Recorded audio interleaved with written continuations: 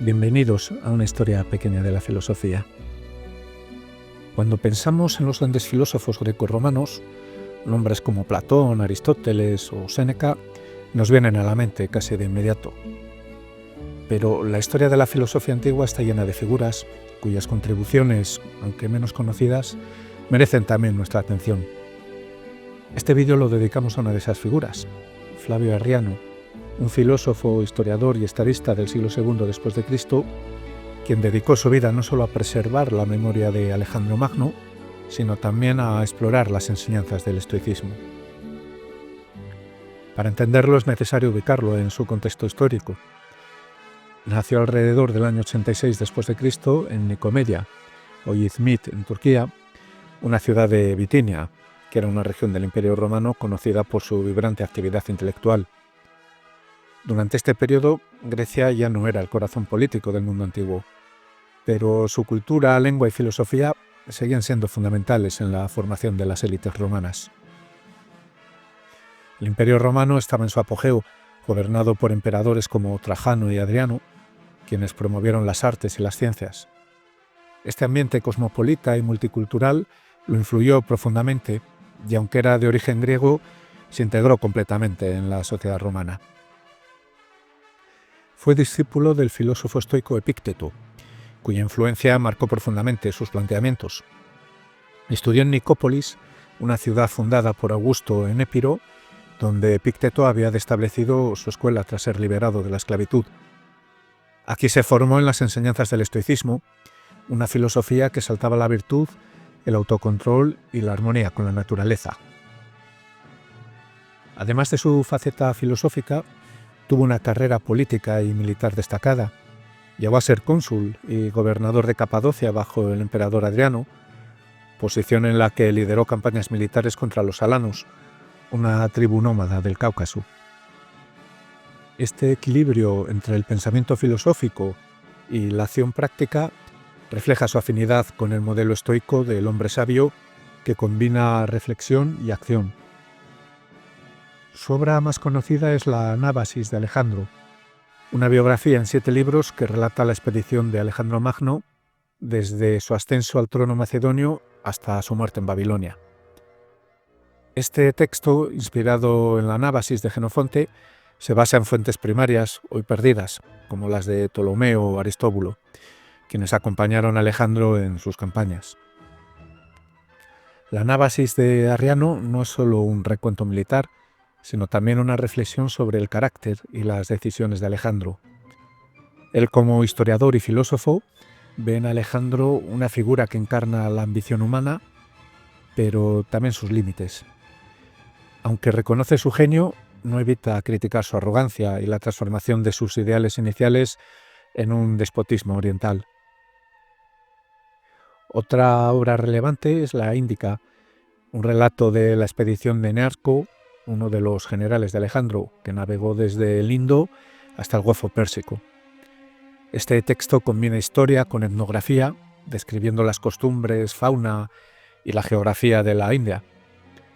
La Índica refleja su curiosidad intelectual y su deseo de preservar el conocimiento de culturas lejanas. También desempeñó un papel crucial en la preservación del estoicismo. Su obra más significativa en este ámbito son las Disertaciones de Epícteto, un compendio de las enseñanzas de su maestro, y el Manual de Epícteto, un breve resumen de los principios estoicos destinados a ser una guía práctica para la vida.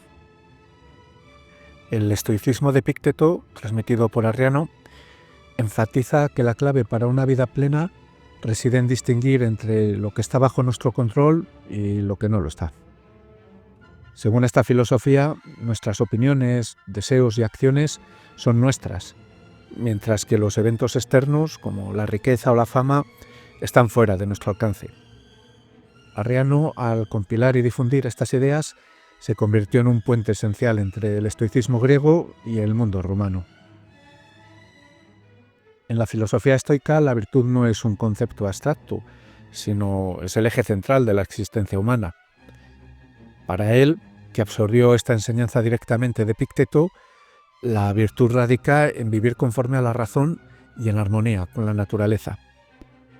Esto significa aceptar el mundo tal como es, comprender nuestras limitaciones y actuar siempre con justicia, fortaleza y moderación. Él adopta esta visión de la virtud como un faro ético, tanto en su vida privada como en su desempeño público. En sus escritos, especialmente en las disertaciones de Epicteto, deja claro que el verdadero bien no proviene de riquezas, fama o poder, sino de una mente entrenada para la virtud. Esta postura se refleja en su vida política, donde a pesar de sus logros, nunca permitió que las circunstancias externas lo definieran. Su pensamiento también sugiere que la filosofía estoica no debe quedarse en un plano teórico. En una de las lecciones de Epicteto que él recoge, se nos insta a actuar con valentía ante la adversidad.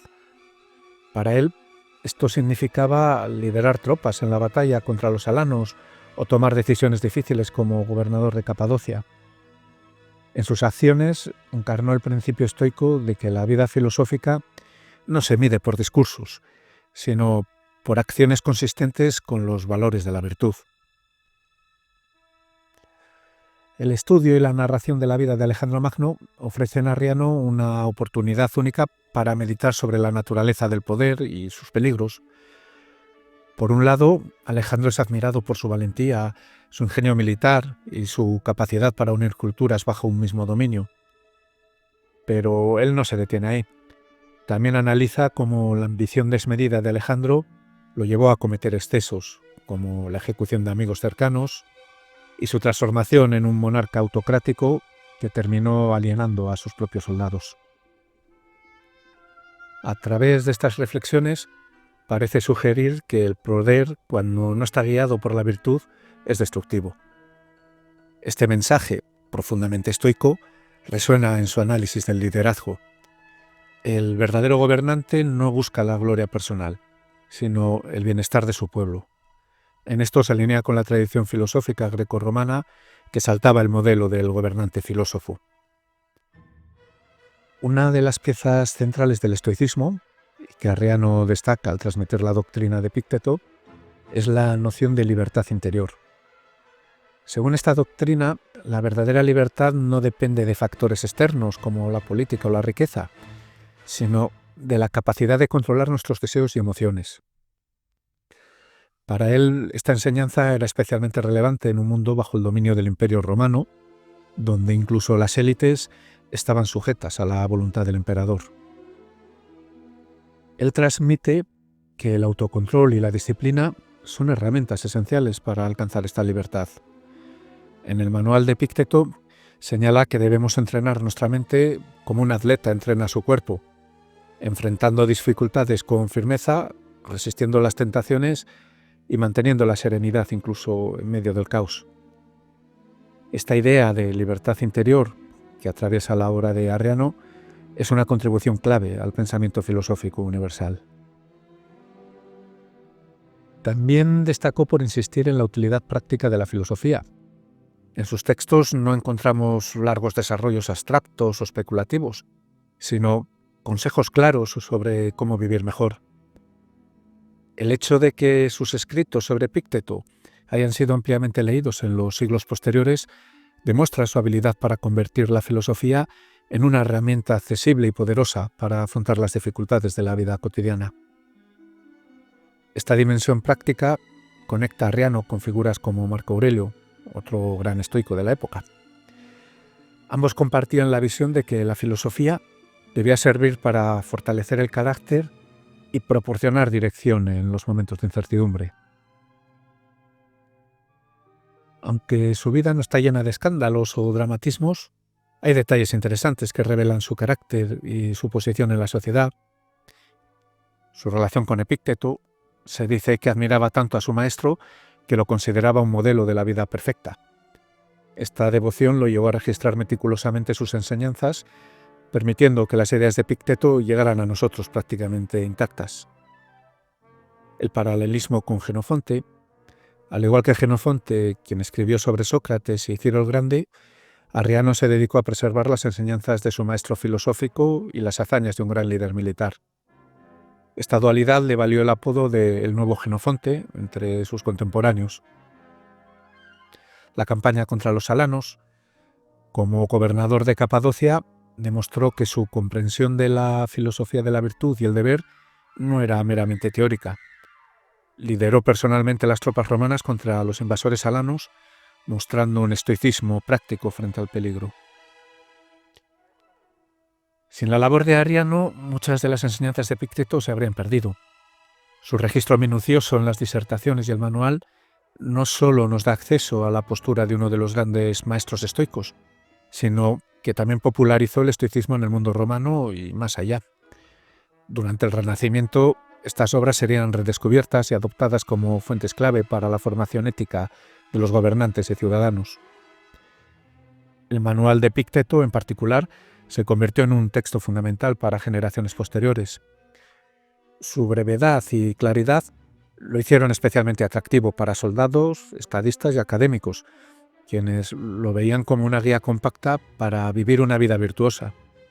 Incluso hoy, sigue siendo una fuente de inspiración para quienes buscan en el estoicismo una respuesta a los desafíos del mundo moderno. Además de su contribución a la filosofía, dejó una marca duradera en la historiografía. Su Anábasis de Alejandro es considerada una de las fuentes más fiables sobre la vida de Alejandro Magno, no solo por su acceso a las fuentes primarias, sino también por su enfoque crítico. A diferencia de otros historiadores antiguos, él no idealiza a Alejandro, sino que ofrece un retrato matizado que combina admiración y crítica. Este enfoque equilibrado influyó en historiadores posteriores como Edward Gibbon, quien admiraba el rigor y la imparcialidad de Arriano.